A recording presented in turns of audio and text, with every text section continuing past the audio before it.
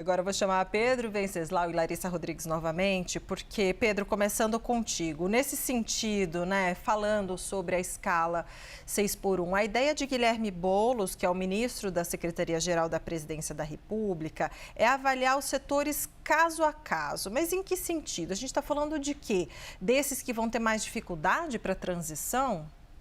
Olha, existe um parecer que vai ser analisado pelo relator Léo Prates, prevendo que sejam excluídos os chamados setores essenciais, excluídos da redução da jornada de trabalho. Quais são esses setores? Saúde, alimentação, aviação, segurança e transporte público. São setores que seriam setores essenciais para a sociedade e, portanto, teriam que ter um outro regime diferenciado.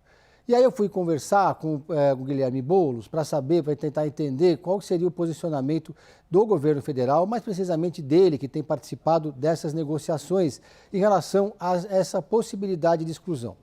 A primeira explicação do Guilherme Boulos foi que esse tema não vai ser tratado na PEC, por não se tratar de assunto constitucional.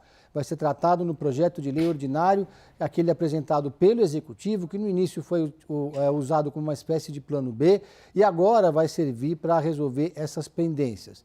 E qual seria, então, a possibilidade dessa exclusão? Ele falou que, nesse momento, a ideia é que sejam negociados caso a caso, cada setor com cada categoria específica, com os respectivos sindicalistas de cada área.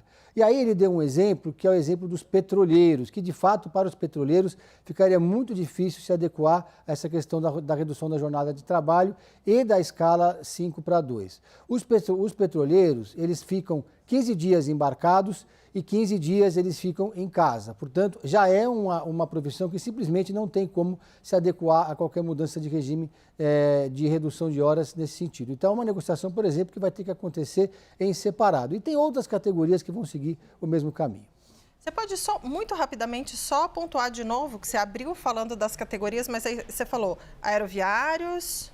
Não, essas são saúde, essas são o parecer que está sendo avaliado pelo relator, que é excluir essas categorias. Essas categorias são saúde, alimentação, aviação, segurança e transporte público. Ótimo. São considerados setores essenciais. Ontem eu trouxe aqui que existem 12 categorias que estão na mira do governo e também dos deputados envolvidos nessas negociações, que são categorias que já têm regimes especiais, como, por exemplo, o caso do telemarketing. Então, essas categorias também vão exigir uma negociação caso a caso. Ótimo, obrigada. Larissa Rodrigues, então, com você agora. Como é que está, Larissa Rodrigues, sendo a articulação de Hugo Motta pelo fim da escala 6x1? Eu ouvi muito lá no Congresso Nacional, principalmente na Câmara, Débora, o quanto essa articulação ela vai testar de fato o poder e a aprovação desse texto do próprio Hugo Motta. A gente lembra que o Hugo Motta, desde o início, vinha sendo muito criticado, entre os seus pares, inclusive. Havia ali pessoas saudosistas com os ex-presidentes da Câmara, até uma certa acusação de que o Hugo Motta às vezes tentava e prometia alguma coisa e no fim das contas não entregava. Houve um momento, inclusive, de uma análise de que o Hugo Motta poderia não ser reeleito no ano que vem e de que tanto Centrão quanto esquerda, oposição, estavam pensando e costurando outro nome. Especialmente naquela fase, vocês vão lembrar comigo, Débora e Pedro, quando houve a invasão ali do plenário, numa tentativa de acelerar a aprovação do então projeto da dosimetria, que o Hugo Motta não conseguia sentar na própria cadeira.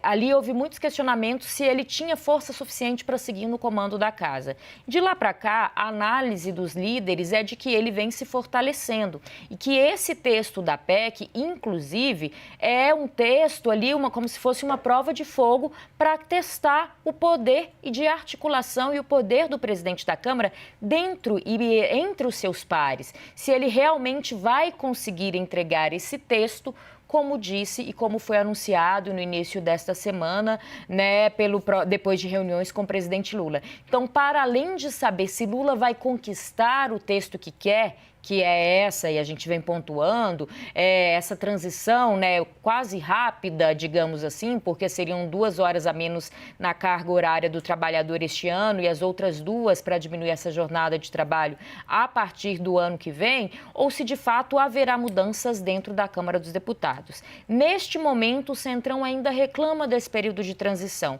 mas há quase que uma aposta de que, de fato, que a pressão exercida pela população, pelo próprio Planalto e pelo próprio Hugo Mota consiga entregar a aprovação do texto parecido com que isso que veio desse acordo entre o Executivo e o presidente da Câmara, e que essa votação, de fato, venha a ocorrer ou amanhã, no fim da noite, ou no mais tardar na quinta-feira.